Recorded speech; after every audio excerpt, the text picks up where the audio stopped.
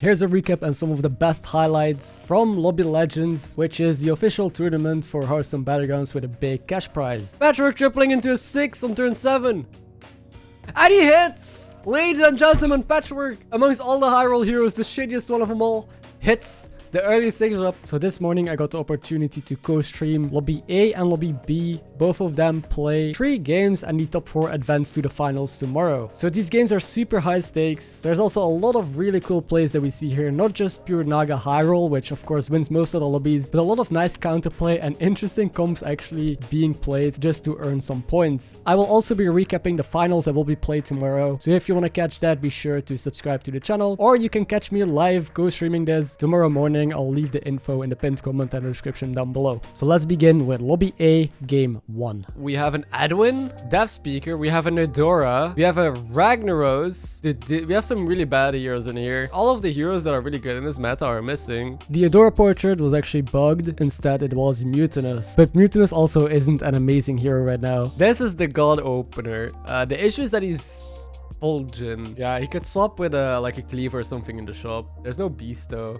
It's kind of weird to see 4 tribes missing. There's Max. There's 2 people staying down on tier 2 on 7 gold. Both the Rag and the Edwin stayed down. That is interesting. Synergy, you know, with the Athissa late in the game. Okay, dude. It's just So early game, we've mainly seen a bunch of tempo and demons being played, but now finally players are getting the triples. Alucard got a triple on tier 5 already. It's turn 7, so he's gonna be the first one, I think, tripling into his 6. He's also the first one that rushed tier 5. No one else rushed 5. He's not super healthy, but healthy enough, right? Like, he can take a hit and then still damage cap saves him.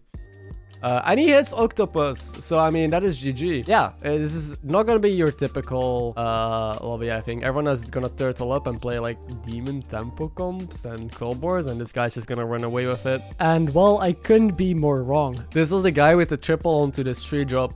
And they also hit Octopus into Critter. The Death Speaker's in a way better spot to win now. We see an Athissa on the board. Okay, so Janae's tripled into Athissa, double Lava Lurker, Golden Snail, and they have the 3-drop. So this is actually interesting. They have like other tools. They don't have the Octopus, so they don't have Generation, but they got scaling with 2 Spellcrafts and the 3-drop. So they're gonna be actually maybe ahead of the others again. Lava Lurker triple now, looking for additional juice, and there is the Orgazoa as well. Alucard is on 6 now. They still don't have Athissa. They are using Critter Wranglers and Golden Myrmidon. They're using Golden Myrmidon to just have a big beefy boy to carry them, hopefully, right? And they're gonna scale that up. At this point, I think you're feeling fairly comfortable to carry everyone, as long as that thing doesn't. Never mind. Do you guys see this? Mutinous dead because he had a very bad comp. Rag was playing full demons. Yeah, I think he's fine because of that Myrmidon. It's kind of insane. I think it trades with everything. He needs to. Tempo players are dead. Alakir dead, Edwin dead. Biggest person the bully in the lobby is supposed to be doing. And this is I like all-inning. If you face other Naga players, that's what I do as well. In the top 4, you all-in. Because they're contesting your units, you need them to die, because otherwise they outscale you. And Death Speaker beats that thing, kind of obvious, right? The 2 high-rolling Naga players. This is you can predict how this lobby is gonna go just from turn 6-7 because of their triples. And this is a close endgame. Stuck it out and landed the top 4. Because I expected this dude to have better scaling. He has the Golden Athissa, Golden Siren, and the Octopus. He actually has the better endgame. And a Cleave, but the issue is he's not Vol'jin. Vol'jin has the really good tech. Night Dude, yeah. Night Dude is strong. But he's going full tech. Okay, now it's gonna be more interesting. Yeah, now we are. Yes, I can. Oh, that was huge. Oh, it's a tie. Also a massive selfless. I don't know about that. I wouldn't ever buff a selfless like that. I think it's better to buff the taunts, right? Oh, but it plays around Leroy. Actually, never mind. This is very smart. Double taunted Leroy now on the other side. It's a tie. Oh, this endgame, dude. I have no clue how you go about doing this. Oh, another brute. Okay. I'm just saying, Wind Fury, super strong. The Divine Shield going in there, the incredibly high Okay, attack, got value. He wins now. Vol'jin deserves it because he was stronger the entire time. He also tagged really well against the person attacking against him, making a massive Bristleback Knights was really sick, I gotta admit. So that endgame went on way longer than expected, but there was a lot to learn from this though. Now moving on to game 2, which is actually completely different from game 1. We finally see the Hyrule heroes here. We see Rafam, we see an Omu, we've seen a Maiev, and we've seen Ashe. And Barov. Okay, last lobby were all trash heroes. Now we see 5 of the best heroes in the game in one lobby with some of the best players. This is insane. And then there's a patchwork. Cookie can Hyrule as well. Cookie is not a bad hero. Flurgle, if it Hyrules, could also be good. Patchwork, dude. Patchwork tripling into a 6 on turn 7. And he hits! Ladies and gentlemen, Patchwork, amongst all the Hyrule heroes, the shittiest one of them all, hits the early 6 up. It could be Atissa. It does go with Tentacle Boy. I think if you have Spellcraft, you take Atissa. If you don't, you take Octopus. Rafam leveled to 5 and got 2 6s. I didn't even notice, but yeah, this is exactly what I meant. This will be everyone shooting for the 6s. Barov hit 2 6s as well, so they did look 2 triples, so it makes sense they took so much early damage now. They also hit Octopus and they hit Immama for tempo. Rafam also took 2 triples. He got the Atissa with a Siren on board already, and a Golden Snail and a good spellcast minion. And also Immama for tempo to stay alive. I mean, what do I have to say? We see Xixo, who also hit. This is the 4th player that we go to that tripled into a 6 and hit the fucking Octopus. They all just play Immama for the tempo. Flurgle is just playing Murlocs, which is just shit. When literally more than half the lobby hit good 6 drops. I don't know who's gonna win this. Everyone hits. I think it's gonna be a very weird mid game. The biggest difference is who's gonna go to 6 or not. And guess what? Everyone went to 6. Ashe went to 6, Rafam went to 6. Patchwork, even Patchwork went to 6, for Christ's sake. Barov went to 6 and Omu went to 6. All of these players hit a piece and all of them leveled to 6. The only one staying down is Maiev, because they are at 15 and they were not that strong, right? So we're going to fast forward a bit because the mid game is just everyone trying to make Nagas work with 1 or 2 pieces on tier 6 and the weaklings just fall off. Even the player in last place had a golden octopus and a siren. Patchwork has a massive brute. This is the same player who played Vol'jin last game and played with the double brute in the end to win. And yeah, Flurgle taking 30 damage. Yeah, classic. A lot of people died here. Cookie died. Patchwork died. Alucard is just twice as big as his opponent. If they hit right side here, they were alive actually. And they could maybe come back, right? But here's a recap of the points so far. We're now going in the final game of Lobby A. And this is where hero options and playstyle are going to be very interesting because depending on how many points you need or how safe you need to play, there's going to be a bunch of interesting decisions that you usually don't see just in a ladder game, but only in tournaments. Scab's a good hero. We haven't seen any Scabs or Tess yet, but in these lobbies where everyone forces the same stuff, they're really good. We don't have as many Hyrule heroes as last time. I think we have 3 heroes that seem like they could win the lobby. Ashe, Omu, and Scabs. I think Cookie and Zephyrus could get lucky. I think the others are in a way worse spot. Both gets an instant triple offered. Xixo took the power level 3-on-3 and so did Cookie. So we actually have 2 players. First time in a tournament going 3-on-3. They got rewarded though. Holy shit. They got Cyclone and... I keep forgetting this name, but it's the one of the better spellcasts to hit early. Here's Scabs doing Scabs things. They're just gonna take 6s, right? They're all staying on 1, having 2 big pop-bots. Ashe hitting even harder. They were the one that power leveled, hitting now a Siren as well for more tempo and a Snail. Disgusting. Daryl might not be good, but it's a tournament pick, right? All he needs is a top 4 when he advances. I guess he's good at preserving health, so I guess Dancing Daryl just never gonna take damage, be at 40 HP. Ace is a high roller, takes 30 damage and still be alive, right? That's his tactic. Yes, he was second up with 10 points. So yeah, I like the Daryl pick a lot now. It makes way more sense. Let's see if he hits. He doesn't. Yikes. Daryl is such a bad matchup to hit here. Damn. And this is just, I guess, Daryl's game plan. Kill the greedy players that didn't hit and get your top 4. Zephyrus hits. Zephyrus is on 28 HP and doesn't really have much of a comeback mechanic, I'd say. Wait, what the fuck? I don't know how. Because Roger's in a position where he might be able to win the lobby. Roger on 3 points, both are on 8.5. How does he do it? This person is Zephyrus. He has no econ. His hero power just gives him triples, right? He has double Atissa and he can hero power in the same turn to triple it. He found double Octopus with that.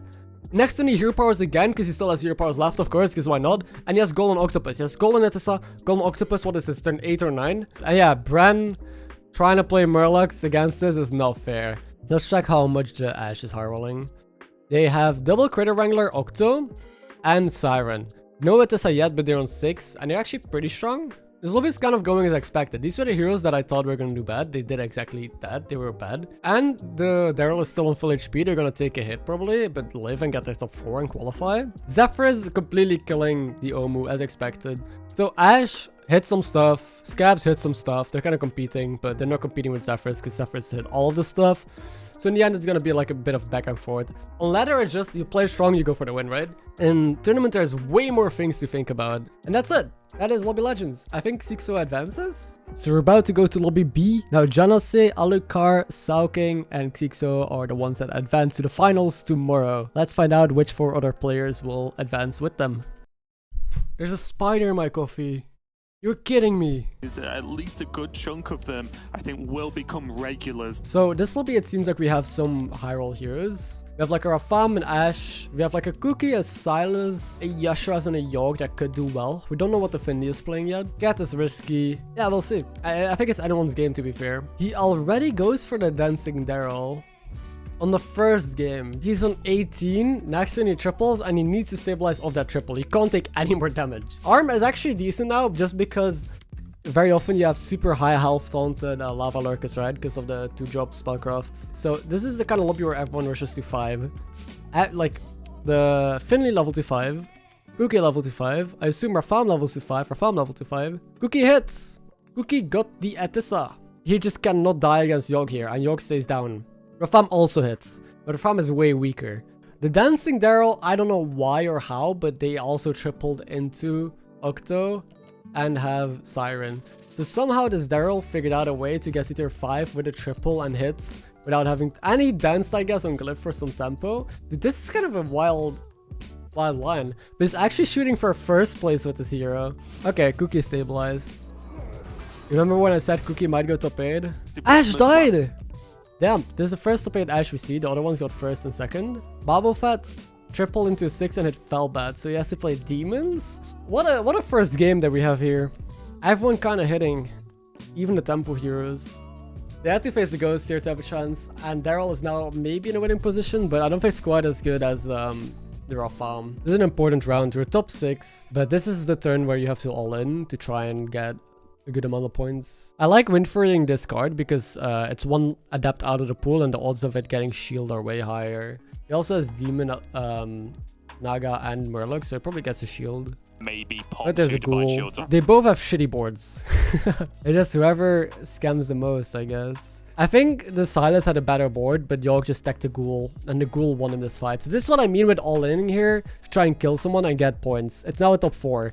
The ghoul tech is what won Yogg and gets him points here, while the other player actually was slightly stronger, I think, because he had divine shield poisons and stuff like that. If you're Naga, you're the strongest. So top 2, I don't think it's a surprise to anyone, but it'll be our farm against Cookie, unless our farm gets scammed by the poison here. But they didn't, so... And yeah, now it's about teching. We've seen a lot of matchups like these, and then it's either about who is biggest or who finds the best decks.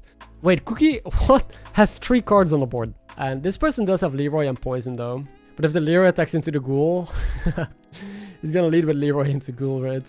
But still, you know, not as impactful as some of these other huge minions. Yeah, GG. Oh, the cheeky. Our dragon taking first. So that was round 1, now on to round 2. And even though all of these are Naga lobbies, we're gonna have some really interesting comps show up in the next 2 games. We see a Maiev, we see a Hooktusk. First Hooktusk of the tournament. We see an Ashe, a Vol'jin, a Panda.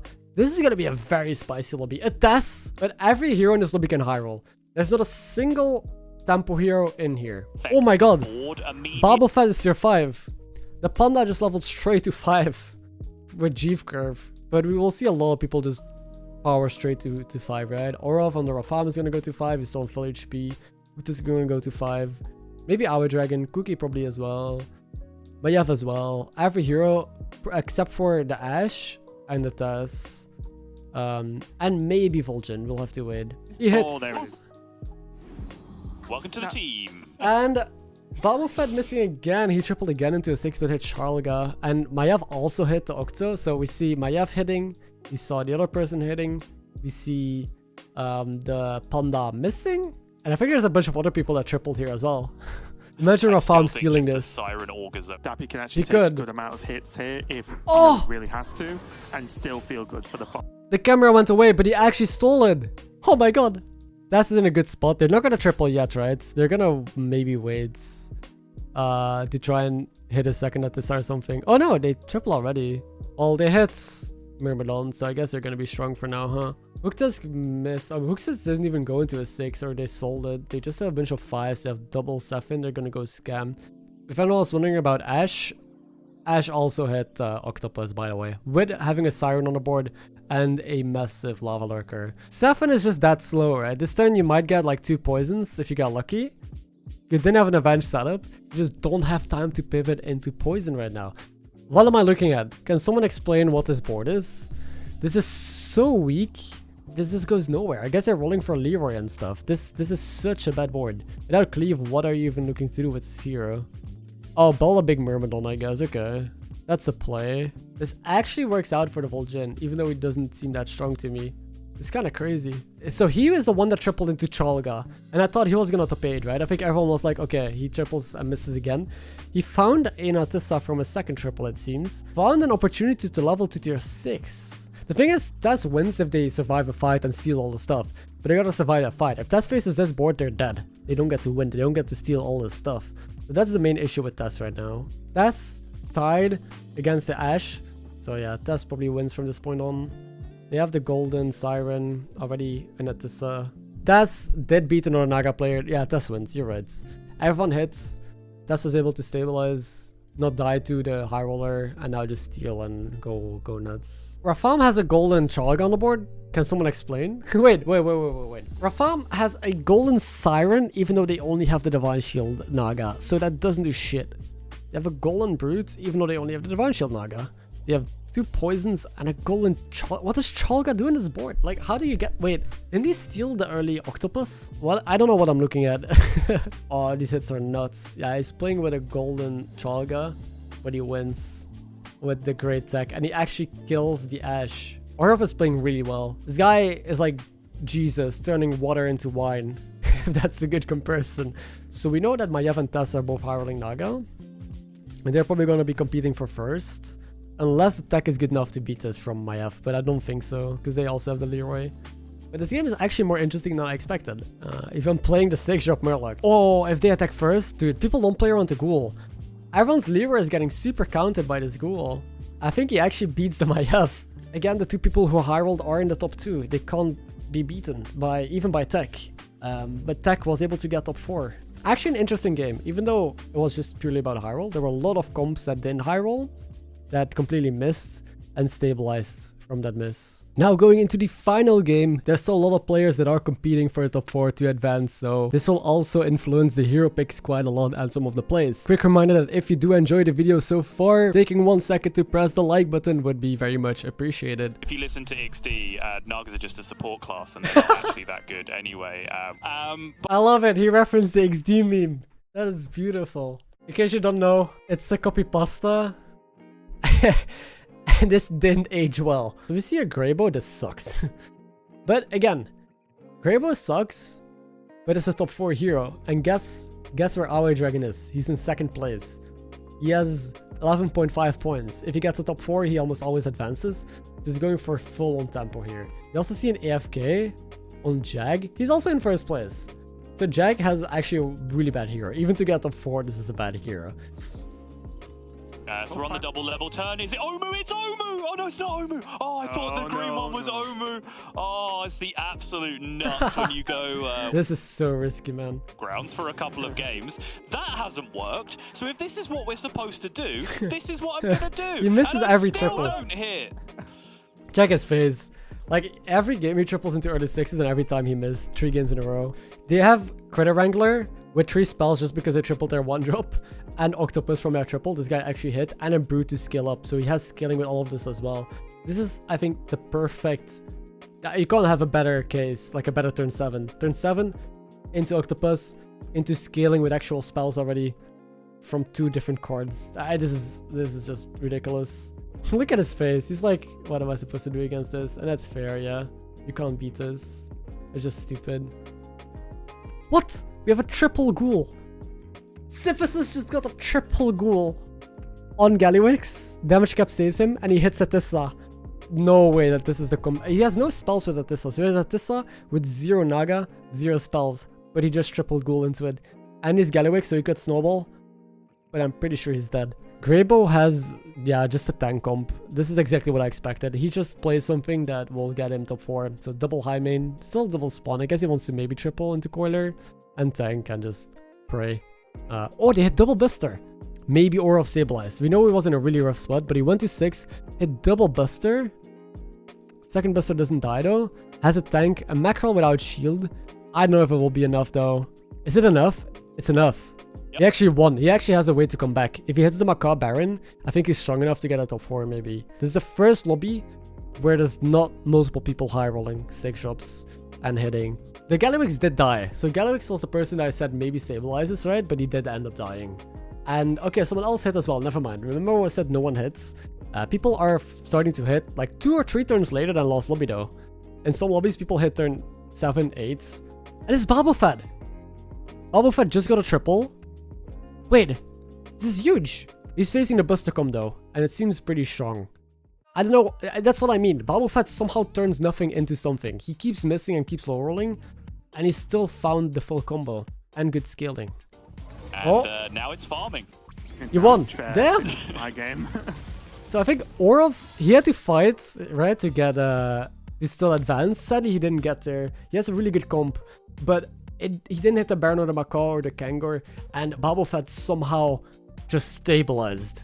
Somehow did it. But again, Scabs is running away with everything. Scabs just has the nuts. And sadly, Babofet isn't going to be able to beat us. Nicholena is just the worst version of the comps we've seen. But he's up against Greybow. Greybow is a tank comp. Yeah, look at this. Golden spawn.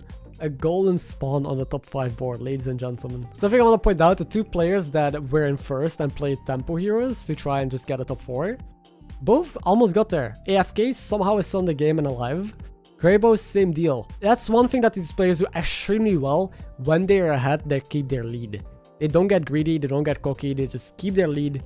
Play it safe. Oh, it's close. He's alive. He actually survived. Okay, Beast comp, it's coming together. That's Battlegrounds for you, the current meta. Yeah. Hopefully we get a patch soon. And the top 4 that advanced from Lobby B are Awe Dragon, Jag, Duppy, and Max. They will be battling it out in the finals tomorrow. I hope to see you then, and have a good day.